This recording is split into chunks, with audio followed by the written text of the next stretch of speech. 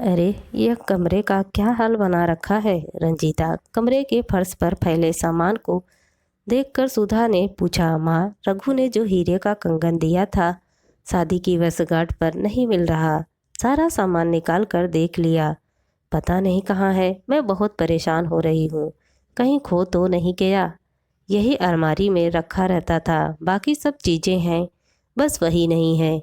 रघु को बहुत बुरा लगेगा और नुकसान हो जाएगा सो अलग। रंजीता ने अपनी परेशानी भरे स्वर में कहा।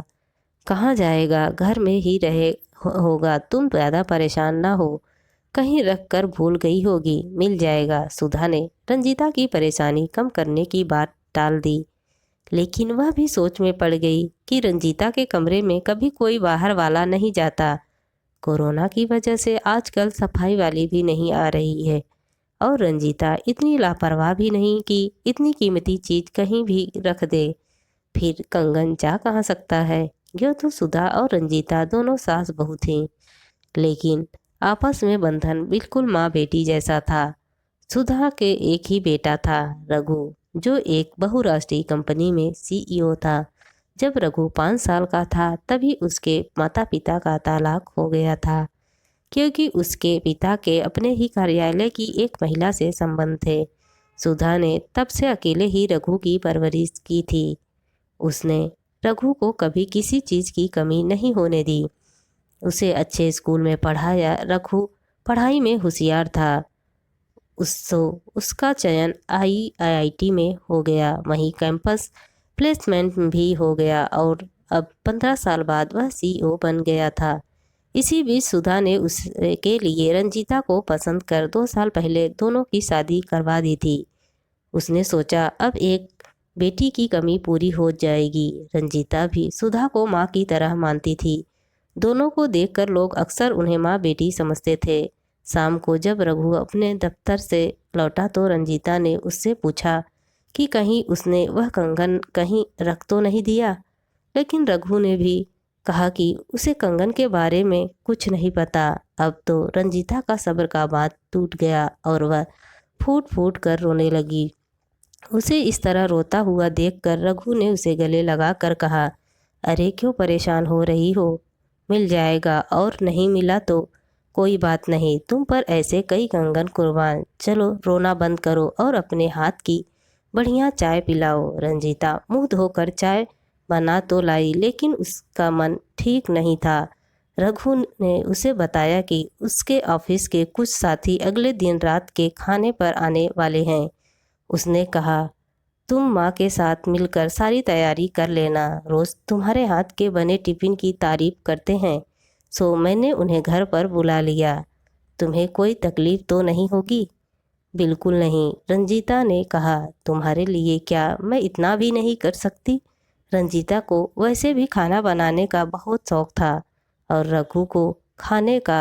वह रोज़ नई नई रेसिपी बनाकर रघु को खिलाती, वह भी उसके खाने की खूब तारीफ करता। अगले दिन रंजीता ने सारा घर साफ किया और बढ़िया सजावट घर के रसोई में जुट गई। वह जानती थी क्योंकि रघु के दफ्तर के साथ आ रहे थे, सो यह उसके समान सम्मान का प्रश्न था।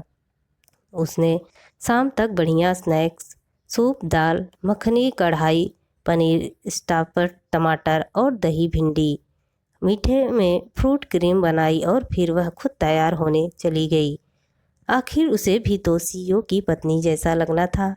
अभी वह कपड़ों की अलमारी खोल कर सोच ही रही थी कि क्या पहने, तभी सुधा ने आकर कहा, सूट या साड़ी मत पहन लेना, कोई रघु की पसंद की ड्रेस निकाल कर पहन लो, उसे अच्छा लगेगा। रंजीता खुश हो गई और फिर जल्दी जल्दी तैयार होने लगी। थोड़ी ही देर में रघु के साथ उसकी मित्र कनक और उसके 4 दोस्त आ गए। रंजीता ने सभी का स्वागत किया और सबको बैठाकर सूप और स्नैक्स लेने रसोई में चली गई।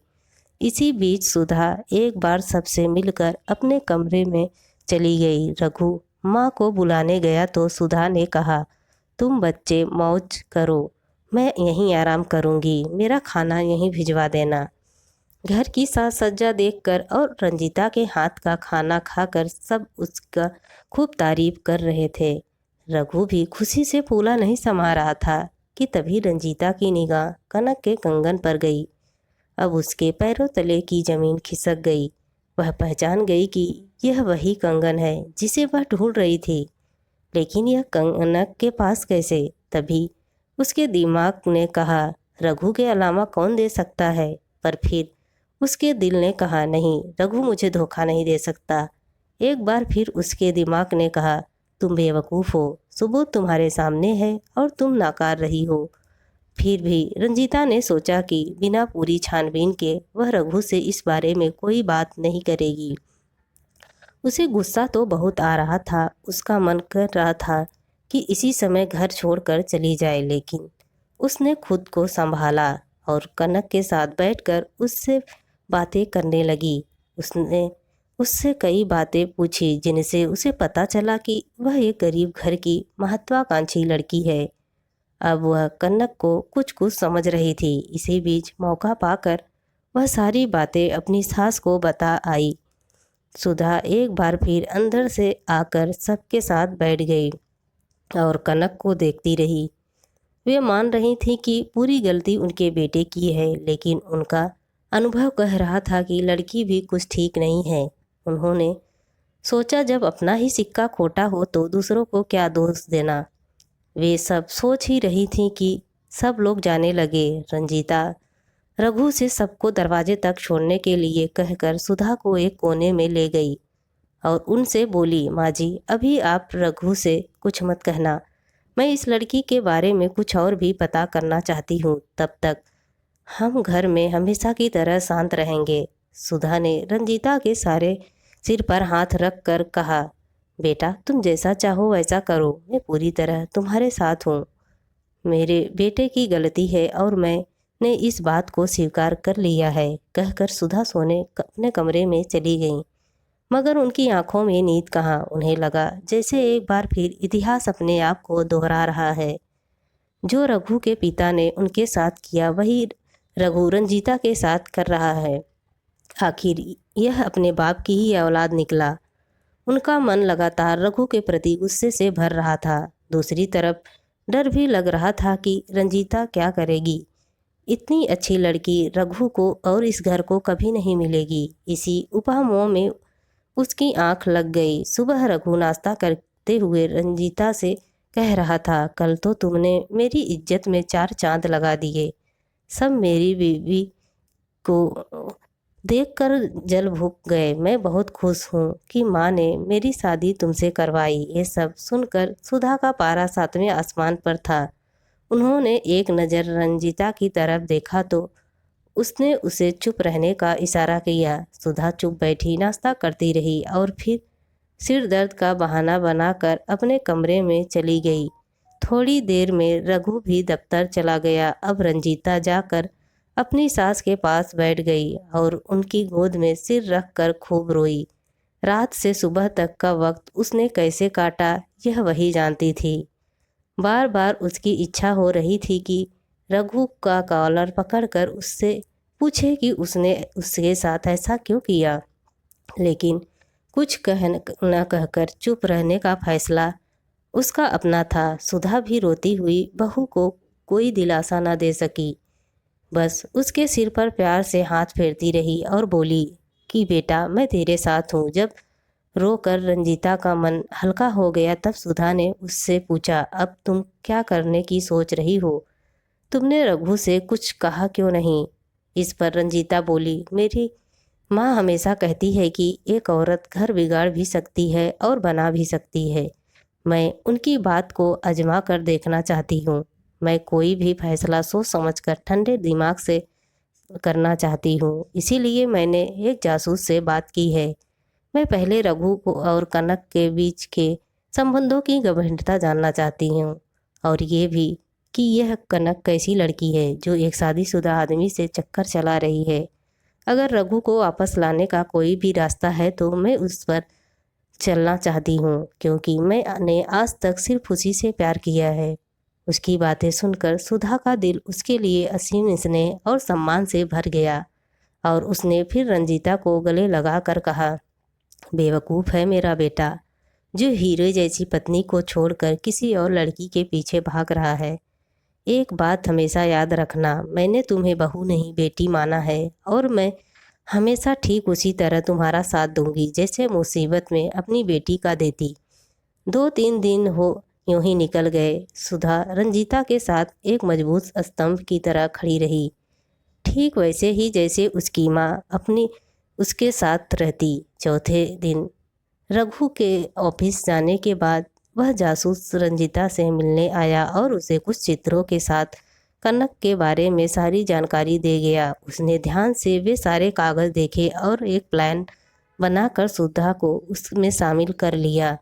रंजीता जानती थी कि रघु की कंपनी में सबकी तनख्वाह के खाते एक्सिस बैंक में हैं, सो उसने एक नए नंबर से एक्सिस बैंक कर्मचारी बनकर कनक को फ़ोन लगाया और उससे कहा कि लकी ड्रॉ में उसका एक कूपन निकला है 2 महिलाओं के लिए, और अगर वह आना चाहती है तो बैंक ताक होटल में उसके लिए जगह आरक्षित करेगा। ताक का नाम सुनकर कनक फंस गई और उसने कहा हाँ कह दिया। रंजीता ने अगले ही दिन के लिए 2 टेबल बुक कराई और सबसे पहले ताक पहुंच गई।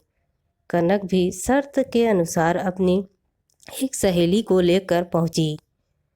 इधर सुधा जी रघु को लंच तक होटल में करने के लिए यह कहकर ले आ गई कि रंजीता बाहर गई है सहेलियों के साथ और वे बोर हो रही हैं। रघु को उनकी बात अजीब तो लगी थी, लेकिन माँ ने कहा यह सोचकर उसने ज़्यादा दिमाग नहीं लगाया। जैसे ही रंजीता ने देखा कि सब आ गए हैं, उसने सुधा को फ़ोन मिलाया और खुद जाकर कनक के बराबर बैठ गई। उसने सुधा को पहले ही समझा दिया था कि फ़ोन का स्पीकर चलाकर सारी बातें रघु को सुनवा दे। यूँ अचानक रंजीता को देख कनक बुरी तरह चौंक गई। वह कुछ बोलने को ही थी कि चित्र उसके सामने रख दिए। उन्हें देखकर तो कनक जड़ हो गई। अब उसने कुछ बोलते नहीं बन रहा था। बड़ी मुश्किल से बस इतना बोली कि ये आपके पास कैसे। रंजीता ने जवाब में कहा कि तुमने मेरे पति को मुझसे छीनने की कोशिश की है। कुछ तो मुझे भी करना ही था, सो मैंने तुम्हारा पूरा कच्चा चिट्ठा निकलवा लिया है। यही नहीं, तुम्हारे घर का पता भी सोच रही हूँ। ये सभी तस्वीरें तुम्हारे माता पिता को भेज दूँ। आखिर उन्हें भी तो पता चले शहर में उनकी लड़की कितनी मेहनत कर रही है, कितनी मेहनत से रघु को फंसा कर उनके पैसे से अपने महंगे महंगे शौक पूरे कर रही है। अब तो कनक की हालत ख़राब हो गई। उसने लड़खड़ाती जबान से कहा नहीं, ऐसा मत कीजिएगा। मेरे माँ बाप शर्म से मर जाएंगे। मैं यह नौकरी छोड़ दूंगी और आप लोगों को कभी अपनी शक्ल नहीं दिखाऊंगी। मैं आपके पति से बिल्कुल प्यार नहीं करती। वह तो मेरे महंगे शौक पूरे कर रहा था इसलिए। इससे ज़्यादा रघु सुन नहीं सका और उठकर उनकी मेज पर आकर खड़ा हो गया। उसकी निगाह उन तस्वीरों पर पड़ी तो उसकी आंखों में गुस्सा और पश्चाताप दोनों साथ दिखाई दिए। उसने देखा कि रेगिस्तान लोगों से भरा हुआ था और उसने कनक को सिर्फ वहाँ से चलने जाने का इशारा किया, लेकिन रंजीता ने हाथ पकड़कर उसे रोक लिया और उससे कहा कि मेरी एक और चीज़ तुम्हारे पास है। अब रंजीता की निगाह उसके हाथ के कंगन पर थी। कनक ने जल्दी से वो कंगन उसे वापस किया और वहाँ से निकल गई। रघु ने कुछ कहना चाहा था कि रंजीता ने उससे कहा आशा करती हूँ तुम्हें समझ आ गया होगा कि कोई जब विश्वासघात करता है तब कैसा लगता है। चलो बाकी बातें घर जाकर करेंगे, सब देख रहे हैं। घर पहुँचे तो सुधा बेटे पर टूट पड़ी। बोली तूने मुझे बहू को मुंह दिखाने लायक नहीं छोड़ा। मुझे तुझ पर कितना नाज था, लेकिन तू भी अपने बाप जैसा निकला। बचपन से लेकर आज तक तू अपने बाप से नाराज है, लेकिन तुझे में और उनमें क्या फ़र्क है। उन्होंने भी अपनी पत्नी और बच्चे के साथ धोखा किया और तूने भी अपनी पत्नी के साथ धोखा किया। आखिर तू है ही तो उन्हीं की औलाद। सुनकर रघु फूट फूट कर रोने लगा और अपने घुटनों पर बैठकर सुधा से बोला ऐसा न कहो माँ, मैं तुम्हारा बेटा हूँ, उनका नहीं। मुझसे बहुत बड़ा गुनाह हो गया माँ, मुझे माफ़ कर दो, मुझे माफ़ कर दो। माफ़ी मांगने यह तो बहू से मांग, तू उसका गुनहगार है। अगर उसने तुझे माफ़ कर दिया तो मैं भी माफ़ कर दूंगी। अगर वह घर छोड़कर गई तो मैं भी अपनी बेटी के साथ चली जाऊंगी। सुधा ने कठोर स्वर में कहा। रघु रंजीता की ओर बढ़ा और उसका हाथ पकड़कर बोला, रंजीता, वैसे तो मैं माफ़ी मांगने लायक नहीं हूँ, पर फिर भी क्या तुम मुझे माफ़ कर पाओगी? मैं वादा करता हूँ भविष्य में कभी तुम्हें शिकायत का मौका नहीं दूंगा। क्या तुम एक बार इस मेरी पहली और आखिरी गलती समझकर माफ़ नहीं कर सकती? रंजीता ने कुछ रुक कर कहा, मैं तुमसे प्यार करती हूँ और यह भी सच है कि इस शादी को एक और मौका देना चाहती हूँ, लेकिन ये सब भूल कर एक नई शुरुआत करने के लिए और तुम्हें माफ़ करने के लिए मुझे कुछ वक्त चाहिए। आशा करती हूँ तुम समझोगे। हाँ रंजीता, तुम जितना वक्त चाहो ले लो, लेकिन मुझे छोड़कर मत जाना। मुझे तुम्हारी ज़रूरत है। मैं इंतज़ार करूँगा उस दिन का जब तुम मुझे माफ़ कर दोगी। रघु ने राहत की सांस लेते हुए कहा। रंजीता ने अपनी सास की तरफ देखकर कहा, माँ, सास होने के बावजूद आपने अपने बेटे का नहीं मेरा साथ दिया। मैं किन शब्दों में आपका धन्यवाद दूँ? सुधा उसके माथे को चूमते हुए बोली, तुम बहुत समझदार हो बेटा। अपनी सूझबूझ से तुमने यह घर टूटने से बचा लिया। मैंने वही किया जो मैं अपनी बेटी के लिए करती। हम अक्सर कहते हैं बहू कभी बेटी नहीं बन सकती, जबकि सच यह है कि अधिकतर सासें ही कभी माँ नहीं बन पाती। अगर सासें माँ बन जाए तो बहुएं अपने आप बेटियाँ बन जाएंगी। दोस्तों, आप सबको यह स्टोरी कैसी लगी प्लीज़ कमेंट करके ज़रूर बताएं और मेरे चैनल को लाइक, सब्सक्राइब, शेयर ज़रूर करें।